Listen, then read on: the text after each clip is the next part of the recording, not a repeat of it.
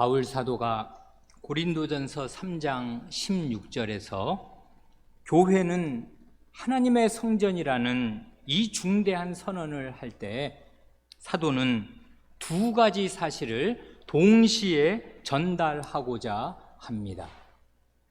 먼저 성전이라는 이 말로 교회의 지극히 거룩하고 지극히 영광스러운 신분과 특권이 무엇인가를 상기시켜 주는 것이고요, 그와 동시에 누구든지 성전을 부수고 파괴하면 하나님께서도 그 사람을 부수고 파괴하실 것이라는 심각한 경고를 하려는 것입니다.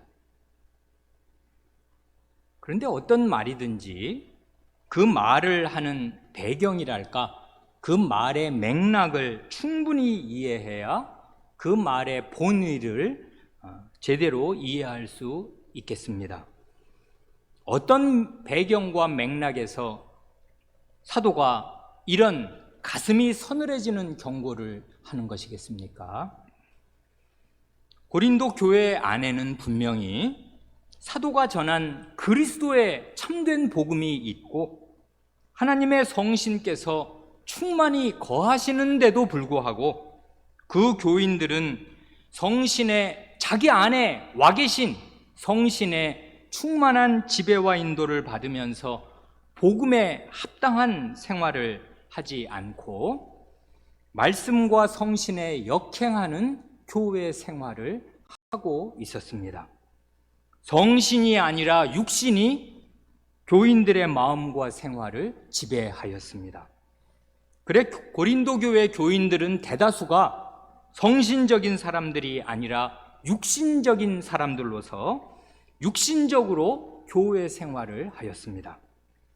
이런 그릇된 행태를 참되게 회개하고 거기에서 돌이키지 않으면은 마침내 하나님의 성전을 파괴하는 사람들이 되고 말 것입니다.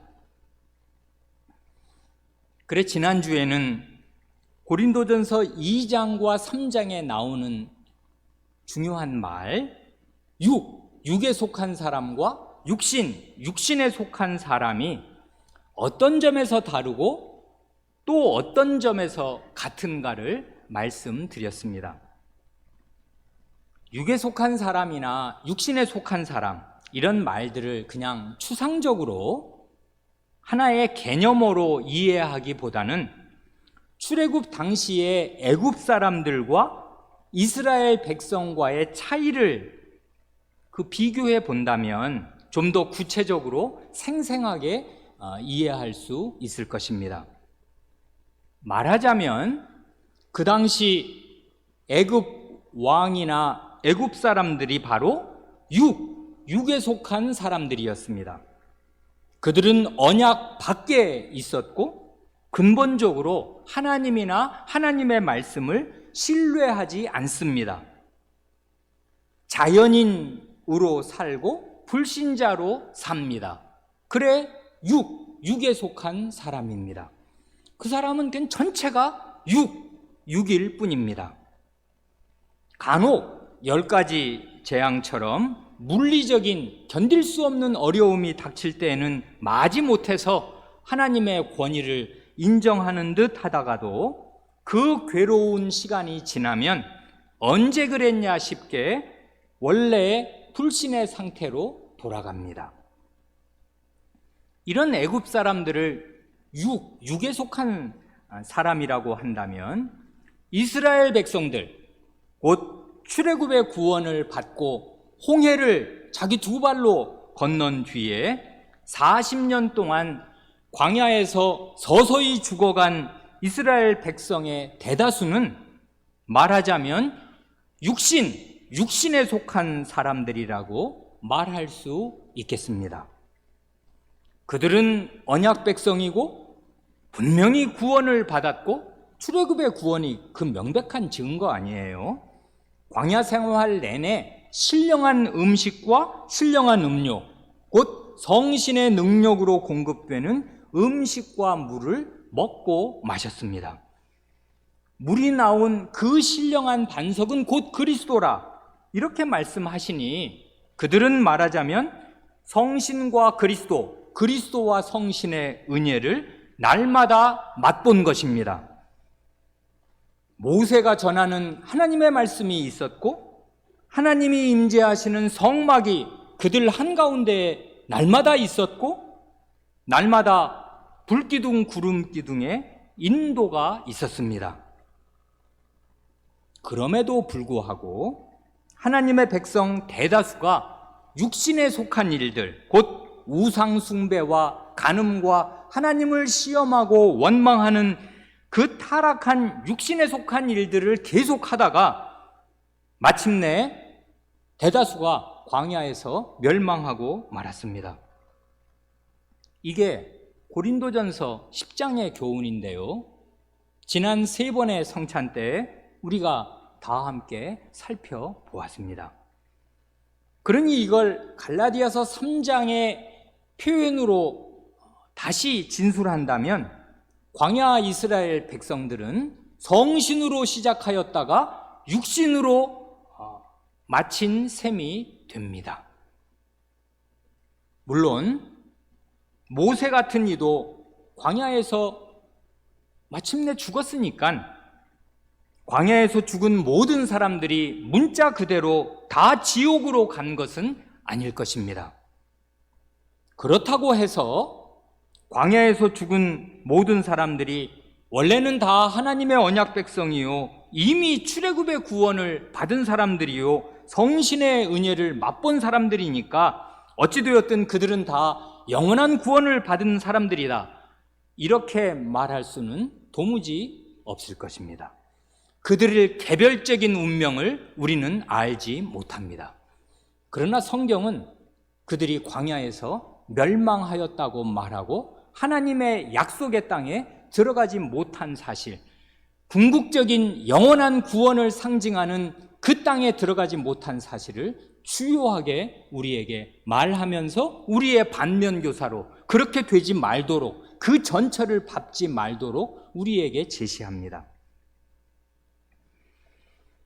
바울 사도는 고린도전서 3장에서 고린도 교회 교인들을 가리켜 육신에 속한 자라고 말한 뒤에 같은 편지 10장에 가서 육신에 속한 자들이었던 광야의 이스라엘 백성, 그게 다 우리 아버지라고 말한 우리의 아버지들, 우리의 아버지들의 결국을 두려운 반면교사로 우리의 지금 모습을 비춰볼 거울로 제시합니다. 이렇게 보면 육에 속한 사람과 육신에 속한 사람은 애굽 사람과 이스라엘 백성이 근본적으로 다르듯이 근본적인 차이가 있는 것이 사실입니다만은 동시에 근본적으로 같은 점도 있겠습니다. 같은 점이라면 둘 다 성신을 따르지 않고 타락한 육신의 지배를 받는다는 점이 같습니다. 결국은 둘 다 멸망에 이른다는 점도 똑같습니다. 같은 점이 또 있는데 둘 다 죄에서 돌이켜 회개해야 할 상태에 있다는 점이 같고 참되게 회개하면 틀림없이 구원을 얻는다는 점이 같습니다. 다른 점이 신분에서 다르고 언약 안에 있는 것과 언약 밖에 있는 것, 하나님의 백성인 것과 하나님 백성이 아닌 것이 천지 차이로 다른 것이지만 다른 점이 또 있겠는데 많이 받은 자에게는 많이 찾으실 것이라 하시니 차라리 하나님의 말씀을 전혀 모르고 살다가 멸망한 불신자, 육에 속한 사람들보다 하나님의 말씀을 듣고도 계속 육신대로 살다가 멸망한 육신에 속한 신자들이 더 큰 심판과 책망을 받을 것입니다. 그래, 고린도전서 그 이어지는 3장 3절 4절에서 사도는 이렇게 말합니다. 너희가 아직도 육신에 속한 자로다. 사도의 마음이 지금 답답한 것입니다. 아직도 너희 가운데 시기와 분쟁이 있으니 어찌 육신에 속하여 사람을 따라 행함이 아니리요. 어떤 이는 말하되 나는 바울에게라 하고 다른 이는 나는 아볼로에게라 하니 너희가 사람이 아니리요. 고린도 교회의 신자들이 여전히 아직도 육신에 속해서 성신이 아니라 육신의 지배를 받고 있는 현저한 증거가 바로 시기와 분쟁이었습니다.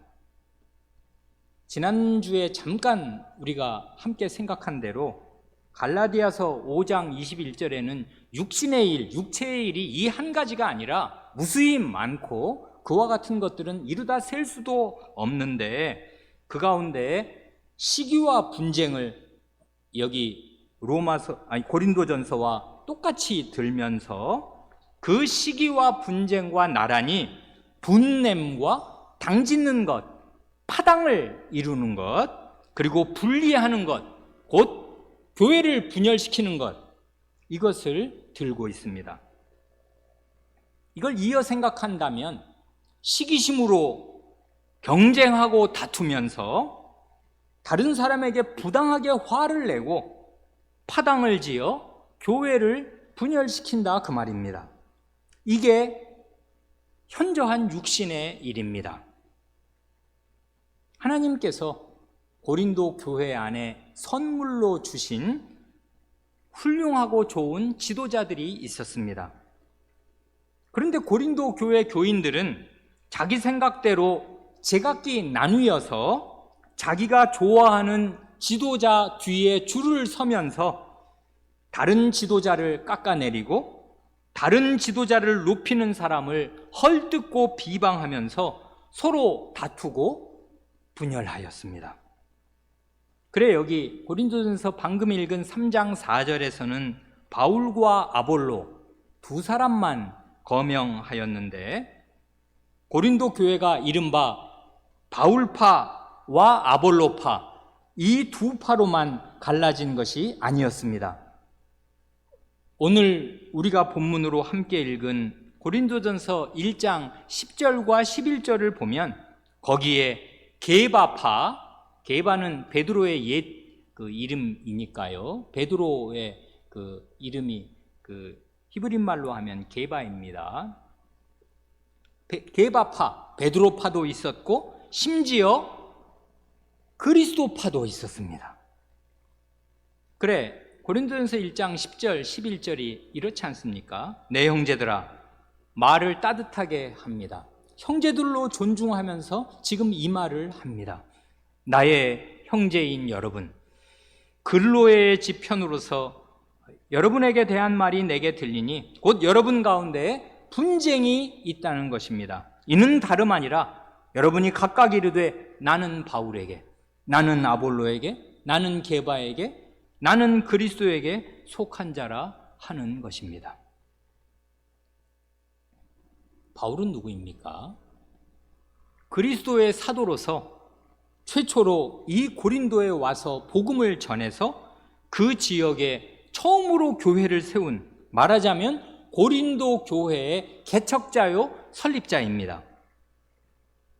고린도는 중요한 무역 도시이고 사람들이 많이 모이는 곳이고 하나님께서 이 고린도 성중에 내 백성이 많다 친히 말씀하셔서 사도가 1년 6개월을 이례적으로 이 고린도에 장기간 머물면서 하나님의 말씀을 전해서 교회의 기초를 든든하게 세워 놓았습니다. 그러나 바울 사도는 어느 한 지역 교회에서 오래 몸담고 일하는 목사와는 달리 전 세계를 무대로 해서 복음을 전해서 아직도 미개척지가 많으니까 곳곳에 교회를 세워야 하는 이방인의 사도여서 계속 고린도에만 머물러 있을 수가 없었고, 그래 1년 반 뒤에는 고린도를 떠나서 이제 바다 건너 에베소로, 소아시아의 에베소로 갔다가 나중에는 갈라디아와 부르기아 지방으로 두루 다니면서 복음을 전하고 제자들을 굳게 하였습니다. 이 바울 사도가 1년 6개월 지난 뒤에 고린도를 떠나서 에베소로 갈 때 이 사도와 동행한 중요한 사람이 있었는데 브리스길라와 아굴라 부부였습니다. 이 부부는 원래는 유대인인데 고린도에서 바울 사도를 만나서 제대로 정통으로 바울 사도에게 복음을 잘 배웠고, 하필 이 사람들의 직업이 텐트를 만들어 파는 일이어서 그 직업이 바울 사도와 같았기에 말하자면 뭐 동업을 했는지 그냥 같은 자리에서 일을 했는지 모르지만 낮에 늘 이 부부와 바울 사도가 함께, 낮에는 텐트 만드는 일을 주로 상당히 하고, 또 사도는 사도니까 이 복음을 전하는 일을 하고 하여서 업도 갖고 고린도 교회의 중요한 신자도 되었을 것입니다. 그런데 이 부부가 이제 그 바울 사도와 함께 에베소로, 이 고린도를 떠나서 에베소로 같이 갔고, 에베소에 머물러 있는 동안에 아볼로라는 사람을 에베소에서 만났습니다. 아볼로는 이 사람이 원래 성경 말씀을 잘 아는 사람인데다가 일반 학문에도 조예가 깊은 학식이 있는 사람이고, 더구나 회당에서 예수님을 힘써 전할 만큼 신앙에 열심히 있는 사람인데, 그리스도를 전하기는 전하였으나 그리스도를 아는 것이 박약하였습니다. 그래 회당에 가서 이 브리스길라와 아굴라 부부가 그가 전하는 설교를 들을 때 그게 바른 말이지만 부족함이 있는 것을 바울 사도에게 제대로 배운 사람으로 금세 간파하고서 이 사람을 불러다가 바울 사도에게 제대로 배운 복음을 이 두 부부가 더 잘 가르쳐 주었습니다. 그래 결국은 바울 사도가 온전하고 충실하게 전한 복음이 브리스길라와 아굴라 부부를 통해서 이 아볼로에게 전달된 셈이고, 그렇게 해서 눈이 떠지니까 원래 학식이 있고 성경을 잘 알면서 그리스도를 전하려는 열심히 있는 사람이다 보니까 일취월장하여서 훌륭한 복음의 교사, 목사가 될 만한 사람으로 성장하였고, 이 사람이 바울이 떠난 고린도로 가게 된 것입니다. 그래 고린도에 와서 아볼로가 바울 사도를 이어서 고린도 교회를 가르쳤습니다.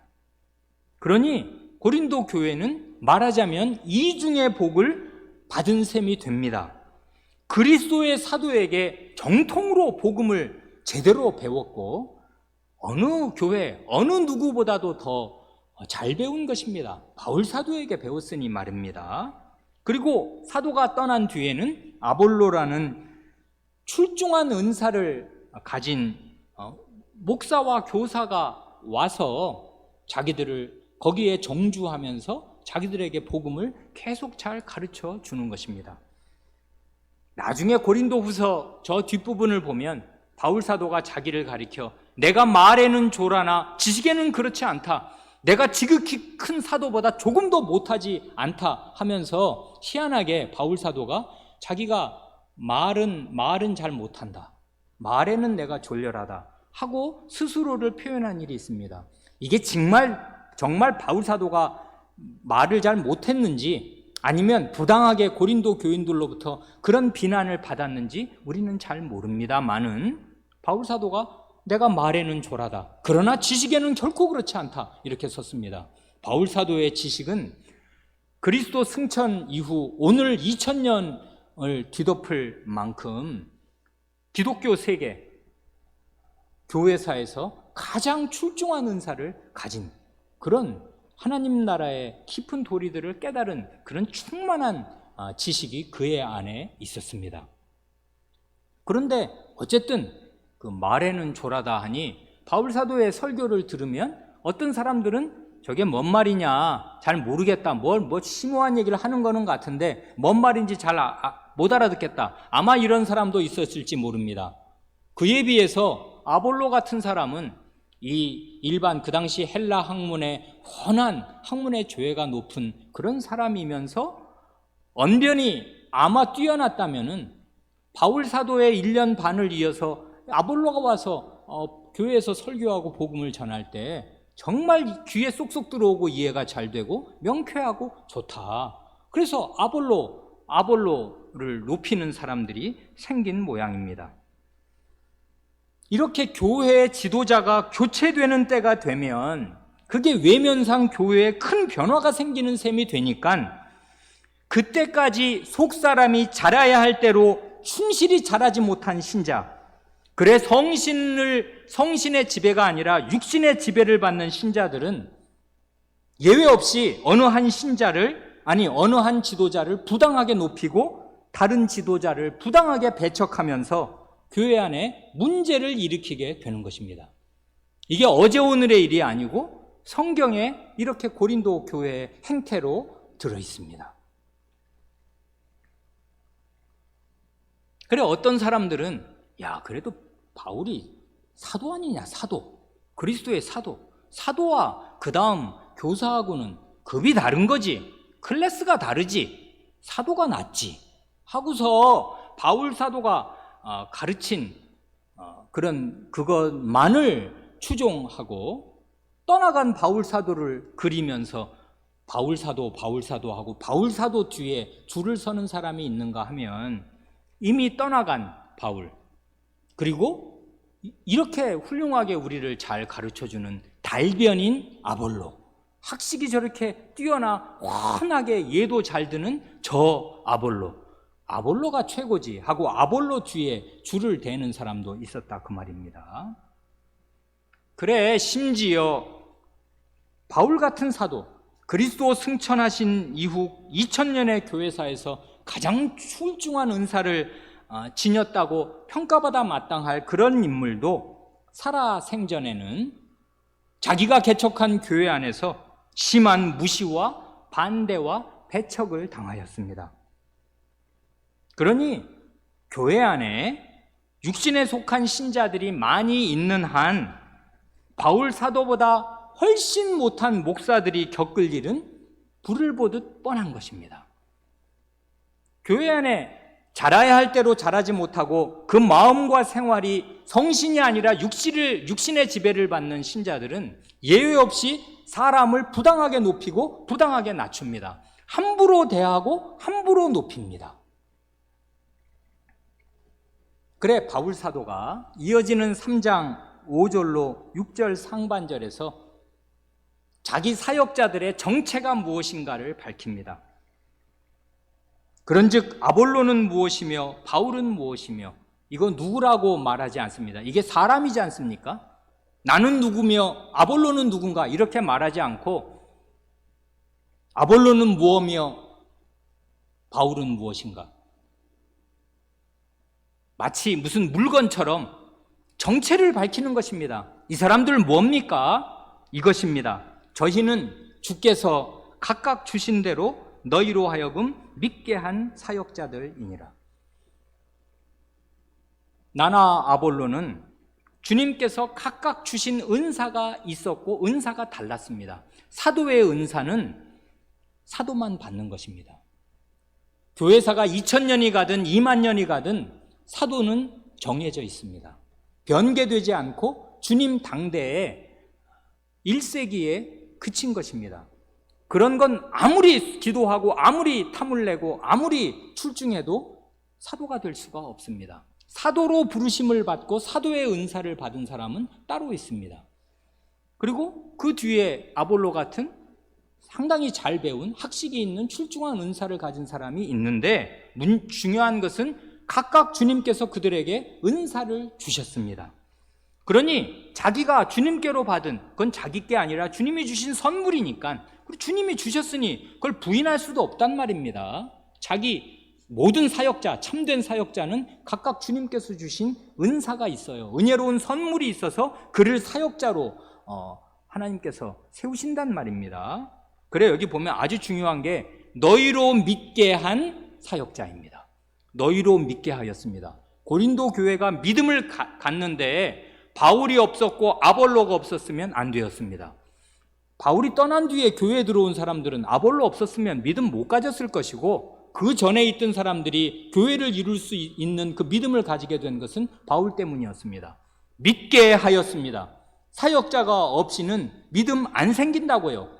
그래 하나님께서 은사를 주셔서 복음을 제대로 전하게 하는 사역자들은 우리로 하여금 영원한 생명과 하나님 나라를 얻게 할 그 믿음을 가지게 하여 주는 은인들입니다.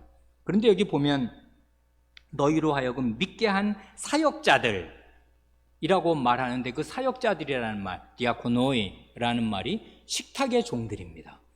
너희로 하여금 믿게 한 식탁의 종들입니다. 주님의 집에 집사요, 음식을 차려놓고 주님의 자녀들을 먹이는 음식 서빙하는 웨이터요, 식탁의 종들이었습니다. 우리가 뭐냐? 우리의 정체, 우리의 신분, 우리가 도대체 뭔가? 우리는 각각 하나님께 받은 직분과 은사가 있어서 당신들이 참된 믿음을 가지도록 한 당신들의 식탁의 종들이었습니다. 하고 말합니다.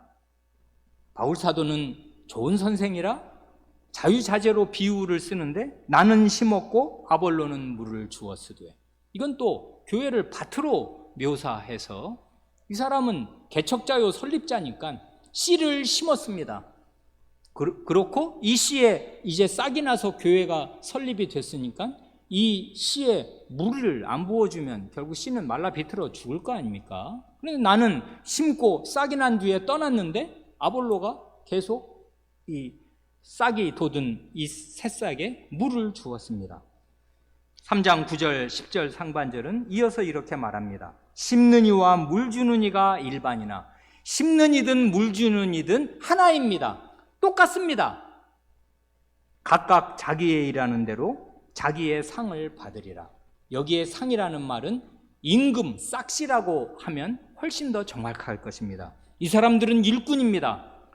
식탁에 봉사했고 요즘에도 최저시급이 있어서 일하면 시간당 8천 얼마씩 주어야 하는 것처럼 이 사람들은 하나님의 집안에서, 하나님의 식탁에서 하나님의 자식들을 먹이느라고, 음식 나르느라고 수고하였고 고생하였습니다. 하나님이 그를 그런 일자리로 부르셨고 일을 맡기셨으니, 충실하게 일하였으니 각각 자기의 일하는 대로 자기의 싹쓸 하나님께로부터 임금과 그 보상을 받겠습니다. 그래 우리는 하나님의 동역자들이요 하는 놀라운 말을 합니다. 너희는 하나님의 밭이요 하나님의 집이니라. 이 밭에 하나님의 동역자들로서 하나님이 이 밭을 가꾸실 밭의 주인이요, 이 상에 둘러앉은 자녀들의 아버지이신데, 이 종들은 하나님께 받은 은사와 맡기신 일이 있어서 하나님께서 주실 보상과 그 싹쓸 바라면서 충성스럽게 일한 점에서 이 사람들은 하나입니다. 같습니다. 그리고 이 사람들은 식탁의 종들입니다. 그러니 이걸 바울 사도가 여기 자기들을 사역자라고 하면서 식탁의 종으로 표현하였으니까 이런 바울 사도의 말을 따라서 이 상황을 지금 식탁으로 비유한다면은 하나님께서 최고의 요리사로서 어머니와 같은 정성과 사랑으로 친자녀들을 먹이시려고 바울이라는 웨이터도 쓰시고 아볼로라는 웨이터도 쓰셔서 식탁을 진수성찬으로 차려주시는데, 지독한 편식을 하는 되지 못한 어린 자녀들이 난 저 바울이라는 종이 갖다 주는 음식은 맛없어서 안 먹어 하고 내치고, 난 저 아볼로가 가져온 반찬은 딱 질색이야 하면서 접시를 엎어버리는 형국이 된 것입니다. 둘 다 하나님이 보내신 음식인데 자기 멋대로 자기 입맛을 고집하면서 어느 것은 취하고 어느 것은 버리니 이건 영양실조를 자처하는 일일 뿐만 아니라 감사와 기쁨이 넘쳐야 할 식탁 전체의 분위기를 엉망진창으로 만들고 싸움터로 만들어버리는 것입니다. 밥상에서 싸우는 거라고요. 더 우스운 일도 있는데 고린도 교회 안에 바울파와 아볼로파로 갈리는 것만도 부족했는지 게바파, 베드로파와 그리스도파까지 있었던 사실입니다. 게바파는 웬 말입니까? 베드로 사도가 언제 고린도에 왔는지 우리는 전혀 모릅니다. 아마 온 일이 없었을 가능성도 많습니다. 왔더라도 잠깐 왔다가 지나갔을 것입니다. 그 사람은 예루살렘에 있는 교회들을 돌볼 그런 사도였단 말입니다. 그러나 그 명성이 해외까지 기독교계에 자자하였을 것임이 명백합니다. 사도행전을 읽어보면 그 베드로는 그야말로 교회의 반석입니다. 곳곳에 갑니다. 이방인에게 복음의 문을 고넬료에게 복음을 전해서 이방인에게로 복음이 가는 첫 그 어려운 관문을 돌파한 사람도 베드로고, 사도 빌립이 사마리아 그 몇백 년의 700년 이상의 장벽을 넘어서 사마리아의 복음을 전했을 때 그 사실을 위하여 기도해서 예루살렘과 똑같이 성신이 내려오시는 일을 가능하게 하여서 예루살렘 교회와 사마리아 교회가 하나인 사실을 확증한 사람도 베드로 사도입니다. 그는 과연 반석이고, 이렇게 표현하는 것이 가능하다면 예수님의 수제자라 하여도 과언이 아닙니다. 사도행전을 보면 베드로의 말밖에 안 들립니다. 앞부분은. 그러니 이제 바울 사도가 지나고 난 뒤에 어떤 사람은 아니 바울파 아볼로파 이런 거보다 나는 더 원조를 줬겠다. 베드로 봐라. 베드로의 말이 이러이러하고 그가 한 일이 이러이러하니 베드로를 따르는 게 더 확실한 것이 아니냐 하는 베드로파가 나왔습니다. 기가 막힌 일은 그리스도파가 나온 것입니다. 이건 또 뭡니까? 베드로나 아볼로나 바울이나 그건 다 그리스도의 종들이고 난 그런 사람을 따르는 게 아니라 하늘에 계신 그리스도와 직통으로 거래하겠다. 나는 그리스도를 따른다 하면서 원래는 이게 말 자체로 옳은 것이지만 타당의 괴수로, 타당의 우두머리로 그리스도를 삼아서 심지어 그리스도를 이렇게까지 이용하려면 신자들이 이용하는 것입니다. 나는 그리스도파다 하면서 그래 니들보단 낫지. 바울파, 너, 베드로파, 너, 아볼로파보다 내가 그들의 주인이신 그리스도를 나는 모시니 내가 더 낫다 하면서 이런 시기심과 경쟁심이 있었습니다. 그래 오늘 우리가 읽은 그 고린도전서 1절을 보면 너무나 가슴 아픈 말이 나옵니다. 뭐가 가슴 아프냐 하면 바울 사도가 자기가 고린도 교회에 세례를 많이 주지 않은 것을 감사합니다. 그래놓고 하는 말이 나를 보내심은 세례를 주게 하려 하심이 아니요 오직 복음을 전케 하려 하십니다 하고 사도가 세례와 복음을 마치 대조하고 대립시켜서 말합니다. 어찌 이런 비극이 있단 말입니까? 성례는 보이는 말씀이고 보이는 복음이어서 복음과 세례는 하나이고, 오순절에 전한 복음도 너희가 십자가에 못 박은 이 예수를 하나님의 조와 그리스도가 되게 하셨으니 회개하고 예수 그리스도의 이름으로 세례를 받으라. 이게 복음과 세례가 하나지 어떻게 둘이에요? 그런데 교인이 잘하지 못하면 성례를 더럽히는 것입니다. 그래서 여기 보면은 바울이 감사하는 이유가 내가 세례를 준 사람이 5손가락에 꼽고 10손가락에 꼽고 몇 명 안 되기 때문에 내 이름으로 세례를 받은 사람, 그래서 내 밑에 줄 서는 사람이 없는 것이 나로서는 감사한 일이다. 아니 사도가 이렇게 말해야 되었습니다.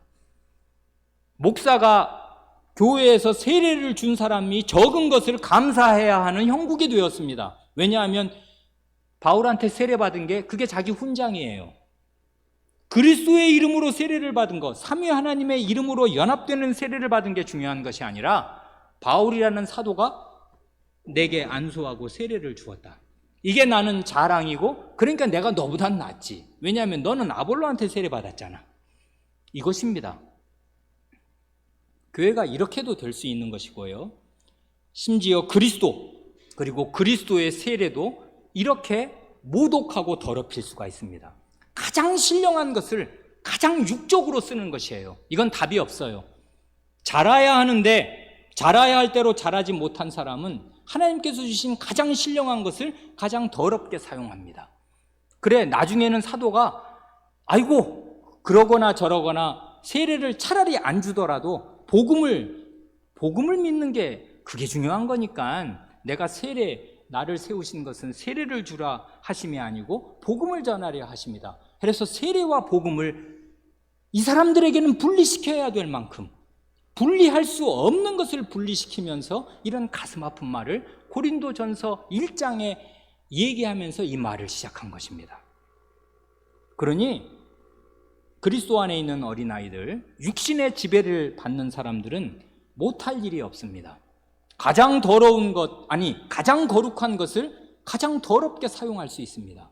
하나님도 이용합니다. 자기 배를 위해서. 그리스도도 이용합니다. 자기 배를 위해서. 그리고 세례도 이용합니다. 이러니 뭘 어떻게 하냔 말입니다. 이런 게 고린도 교회의 육신에 속한 상태였습니다. 그러나 바울이든 아볼로든 베드로든 정작 사역자들 간에는 아무런 문제가 없었습니다. 아무런 시기와 분쟁이 없었습니다. 상호 연대와 지지가 있었습니다.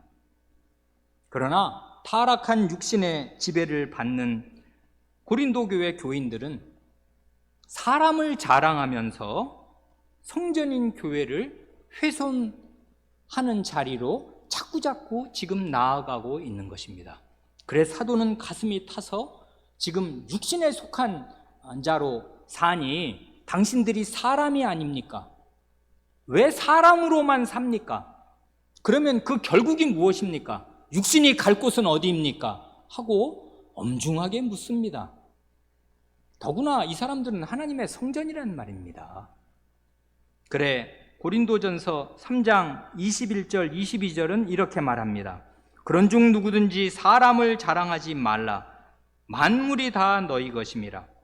바울이나 아볼로나 게바나 쭉 넘어가서 모든 것이 다 너희 것이라 합니다. 이게 신자의 부요입니다. 우리가 다 아는 대로 바울이나 아볼로나 게바 이 세 사람이 사람으로 지금 주요하게 문제가 되었고 그 뒤에 각각 줄을 섰으니까 이 사람들은 다 교회의 것입니다. 교회를 위한 종들, 웨이터들로 하나님이 주신 선물인데 하나님의 선물을 자기 생각대로 어느 것은 받고 어느 것은 안 받는 것이에요. 이게 육신에 속한 사람의 특징입니다. 지독한 편식을 한다고요. 사람의 생각으로 그렇게 한단 말입니다. 그렇게 함으로써 교회를 헐어요. 더 중요한 뿌리가 있습니다.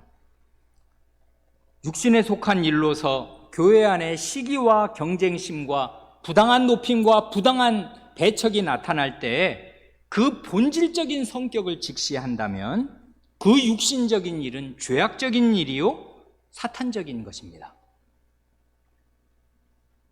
이게 왜 사탄적인 것인가 하면 천사의 우두머리, 천사장이었던 천사의 높은 직분을 맡았던 자와 그의 휘하에 있던 여러 하위 천사들이 하나님께서 자기에게 은혜로 주신 선물, 곧 하나님의 은사에 감사할 줄을 모르고 하나님에 대해 시기심을 품고서 부당한 분을 품었을 때 천사장은 사탄이 되고 그 휘하의 천사들은 귀신이 되고 말았습니다. 본래 천사는 어마어마한 능력을 받은 존재이고 차마 직시하지 못할 만큼 찬란히 빛나는 그 하나님의 영광을 가장 가까이에서 보이면서 하나님의 분부를 수행하는 그런 존재들이니 그의 신분이 지극히 영광스럽고 그가 하는 모든 일들이 영광스럽기 그지없습니다. 그런데 희한하게 시기심이 마음속에 한번 생기게 되면 그게 왜 생겼는지 그건 영원한 신비입니다. 근거가 없거든요. 정당한 이유가 없어요. 시기심에는. 왜 시기하는지, 왜 그 거룩한 천사의 마음 안에 그 정신 안에 그런 그런 사악한 생각이 들어갔는지 우리는 모릅니다. 영원히 모를 것입니다. 그건 죄는 불합리이기 때문에 그래요. 이치에 맞는 게 아니에요. 죄는 합리적인 것이 아닙니다. 불합리의 핵입니다. 죄가 불합리하거든요. 그래, 불합리한 시기심을 하나님께 품었습니다. 하나님만 영광을 받으시고 하나님이 자기들보다 더 높은 위치에 하나님의 형상, 저 별 볼 일 없는, 내가 그냥 요 새끼손가락으로 눌러도 픽 쓰러지고 말 저 연약한 것들, 저 연약한 인간을 하나님의 자식들로 세워서 결국은 하나님 나라를 다 그들에게 주시려는 것이 천사장으로서는 마음에 안 들었는 모양이지요. 그리고 왜 하나님의 영광을, 하나님만 모든 숭배와 영광을 받으시나? 그리고 그 하나님의 영광을 왜 저 연약한 육으로, 흙으로 만든 저들에게 다 주시려 하나? 시기심이 생겼습니다. 그래, 그런 시기심이 발동한 결과로 천사장이 사탄이 되고 마귀가 되었습니다. 그러니 시기심은 결단코 이게 여성이 시샘이 많다? 천만의 말씀입니다. 이건 여성들의 문제가 아니고 시샘의 문제가 아닙니다. 뿌리가 마귀에게, 사탄에게 닿아 있고 사탄적인 것입니다.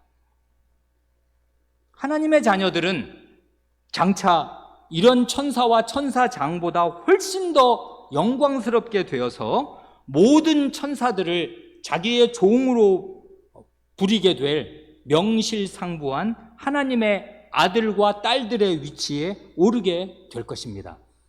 이게 여러분에게 주신 하나님의 약속이고 복입니다. 그리스도 안에서 세계와 만물을 다 가진 영광스러운 위치에 이르게 될 것입니다. 이게 고린도전서 3장 20절 이하에서 말씀하시는 약속이라고요. 바울이나 아볼로나 게바나 세계나 생명이나 사망이나 지금 것이나 장래 것이나 다 너희의 것이다. 왜 그러냐면 그리스도가 만유의 주이신데 우리는 그리스도를 소유하고 그리스도와 일체가 되었기 때문에 그리스도가 누리는 모든 것은 다 우리 것이 될 것입니다. 이런 영광스러운 위치, 모든 천사들을 데리고 오실 그 그리스도와 일체가 되니 모든 천사들을 자기 발 아래 부리게 될 것입니다.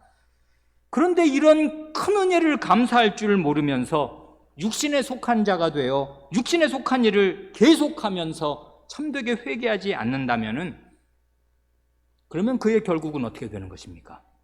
그는 결국 마귀와 귀신들과 똑같은 운명에 처해질 것입니다. 성도 여러분 앞에 두 길이 있습니다. 고린도 교회 교인들 앞에 두 길이 있었습니다. 원래 그들의 신분은 놀라운 것이었습니다. 감당할 수가 없을 만큼 큰 것이었다고요.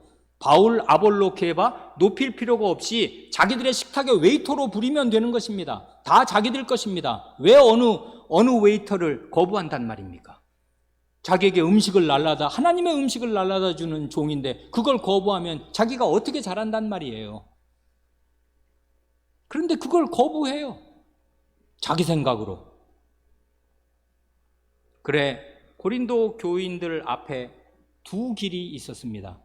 하나님의 성전답게 살아 만물을 다 소유한 영광의 하나님의 아들, 딸들로 나타나는 그 길로 가는 길이 있고, 육신에 속하여 성전을 회멸하면서 하나님께 회멸당할 그 자리로 갈 두 길이 있었습니다. 성도 여러분은 어느 길로 가시겠습니까? 기도하시겠습니다.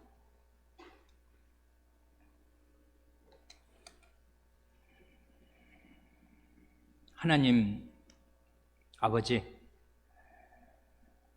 저희는 에덴 동산에서 쫓겨난 이래로 타락한 육신으로 살고 타락한 전인으로 살아 저희의 생각하는 것, 저희가 소원하는 것, 저희가 말하는 것, 그 마음속에 있는 것이 입 밖으로 나오는 모든 말들이며 마음의 소욕 자체가 육이고 육에 속한 것이고 육신에 속한 것이어서 모든 것이 탐욕이요 우상 숭배며 모든 것이 부당하고 불합리한 것들 천지이옵니다.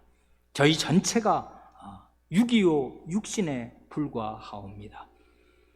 저희는 사람일 뿐이요 성신을 모실 수가 없었는데 이제 그리스도 안에서 저희를 씻으시고 성신을 주셔서 성신에 속한 자들이 되게 하시고 성신의 인도와 지배를 받을 수 있는 신분이 되게 하시고 성신께서 저희를 그리스도께로 인도하여 그리스도의 마음과 심정을 가지고 살게 하시며 그리스도처럼 하나님을 참되게 높이고 살게 하시고 하나님께 충성을 다하게 하시며 하나님의 자식다운 의연한 태도로 모든 고난을 견디고 이기면서 하나님의 모든 말씀에 순종하고 살도록 하십니다.